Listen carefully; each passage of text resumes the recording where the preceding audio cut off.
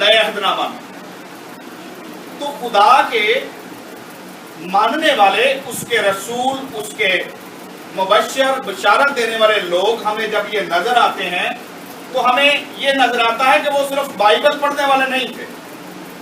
Bible के साथ जो उस जमाने में किताबें थी उनका भी वो मताला किया करते थे, और खसूसी तौर पर जब यहूदा के खत का मताला करते हैं तो वो भी एक ऐसी किताब का रेफरेंस देता है जिसका नाम अज़म्पशन ऑफ मोसेस है, जो बाइबल मुकद्दस का तो हिस्सा नहीं, लेकिन वहाँ एक मालूमाती किताब है, उसमें से वो कोट करता है।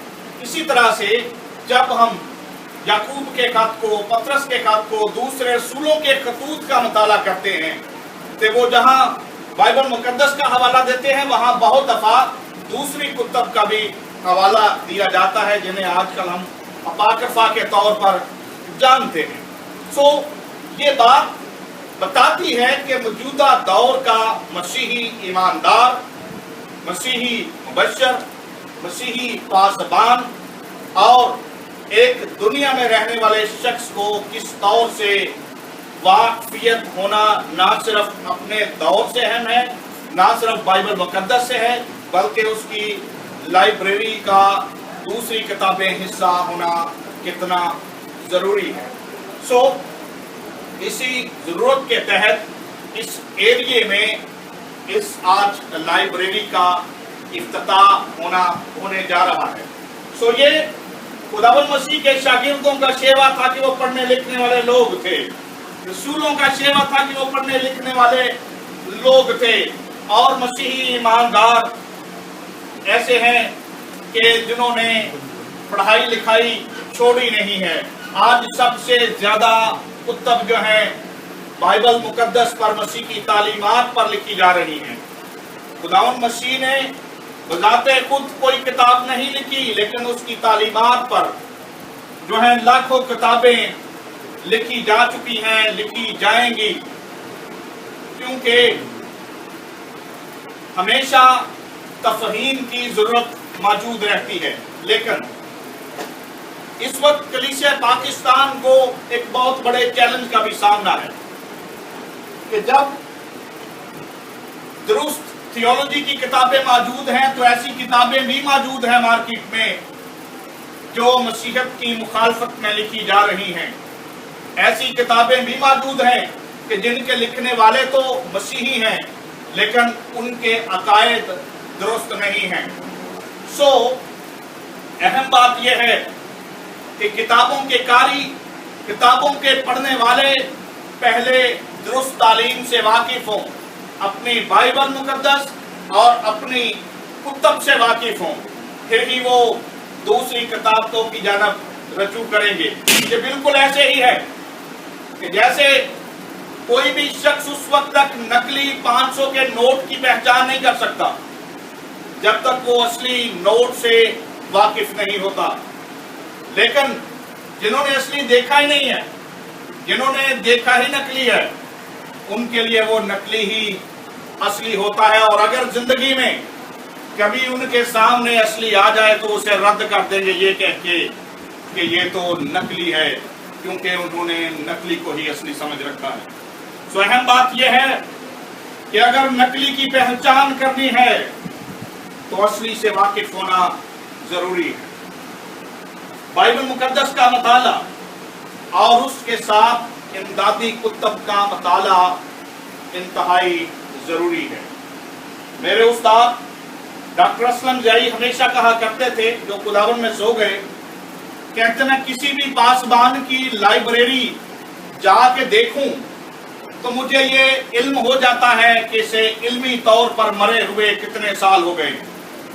क्योंकि अगर कोई शख्स अपनी लाइब्रेरी को अपग्रेड नहीं करता, नई शाये होने वाली किताबें अपनी लाइब्रेरी का हिस्सा नहीं बनाता, तो इसका मतलब है कि वो इल्मी तौर पर मर चुका है। इल्मी तौर पर जिंदा रहने के लिए एक पासबान को, एक मसीही ईमानदार को बाइबल मुकद्दस के साथ साथ इसकी तफहीम के लिए और अमदादी कुतब की जरूरत होती है। एक और बात मैं बताता चलूं कि बहुत सारी किताबें मुफ्त تقسیم ہوتی ہیں. بہت ساری ایجنسیز ہیں جو باہر سے فنڈنگ کرتی ہیں، اپنے عقائد بیچنا چاہتی ہیں اور اقوام تک پہنچانا چاہتی ہیں. وہ کرتی یہ ہیں کہ کسی بندے کو فنڈ دیا، اس نے ٹرانسلیشن کی اور مفت تقسیم کی. مفت کتابیں لے کے پڑھنے والا شخص بائبل مقدس کے درست عقائد سے واقف نہیں ہو سکتا. اگر آپ نے بائبل مقدس کی تفہیم کے لیے، اس کی سمجھ کے لیے پڑھنا ہے تو آپ کو کتاب خریدنا ہوگی. اور ملک پاکستان میں بڑے مشہور ادارے ہیں جن کی خدمت ہی یہی ہے کتابیں شائع کرنا.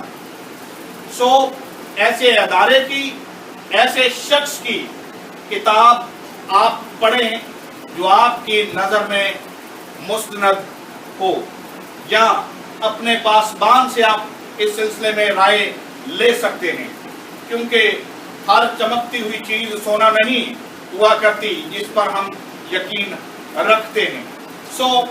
جب مقدس پولس رسول اپنی زندگی کے ان ایام میں اس حصے میں پڑھنے کو ترجیح دیتا ہے تو ایک مسیحی ایماندار کو پڑھنے کی کتنی ضرورت ہے. ہم یہ دیکھتے ہیں کہ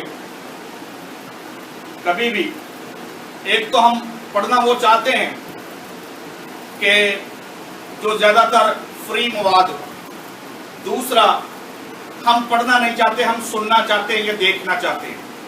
اب دنیا کی کنڈیشن یہ ہے کہ 70% لوگ پڑھنا نہیں چاہتے، وہ صرف ویڈیو میں دیکھ کر سیکھنا چاہتے ہیں.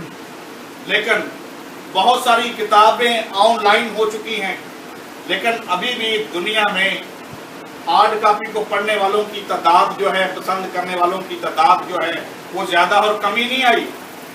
کتنا کچھ آن لائن ہونے کے باوجود کتابوں کی چھپائی میں بھی کمی نہیں آئی، ان کی خریداری میں بھی کمی نہیں آئی، جو اس بات کا ثبوت ہے کہ کتابوں سے محبت کرنے والے لوگ ابھی زندہ ہیں. اس لیے مسیح میں پیارے عزیزوں، آج کابش جو پادری راشد انجم کی وساطت سے 33 چک میں ہے، وہ صرف اس گاؤں کے لیے نہیں ہے بلکہ ہر اس شخص کے لیے ہے جو کتاب مقدس کی تفہیم حاصل کرنا چاہتا ہے، جو اس کے علم سے واقف ہونا چاہتا ہے. انہوں نے ایک بڑا انیشیٹو لیا ہے، تو اس پر میں انہیں اور ان کے خاندان کو مبارکباد پیش کرتا ہوں، اور میری خدا تعالیٰ سے دعا ہے کہ یہ لائبریری تمام ان متلاشیوں کے لیے جو مقدس کلام کی درست تفہیم چاہتے ہیں ان کے لیے برکت کا باعث ٹھہرے. اور خصوصی طور پر میں یہ بھی خداوند سے درخواست کرتا ہوں کہ خدا انہیں ایسے لوگ بھی مہیا کرے جو درست لکھی ہوئی کتب کو اس لائبریری کا حصہ بنانے کے لیے ان کی مدد کریں، انہیں کتابیں مہیا کریں. اور ایسے لوگ بھی، اس لائبریری کا اس وقت تک فائدہ نہیں ہے جب تک پڑھنے والے اپنی دلچسپی ظاہر کرنے والوں کا فقدان ہوگا. ایسے لوگ بھی خدا مہیا کرے، لوگوں کو قائل کرے کہ وہ پڑھنا شروع کریں.